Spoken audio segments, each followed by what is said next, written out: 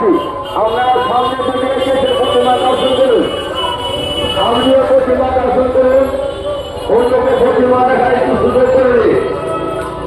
যেসব ছেলে মেয়েরা মা বোনেরা আছে তাদের চেষ্টা করছি আপনিও প্রতিমা দর্শন করুন, অন্যকে প্রতিমা দেখার একটু সুযোগ করে দিন।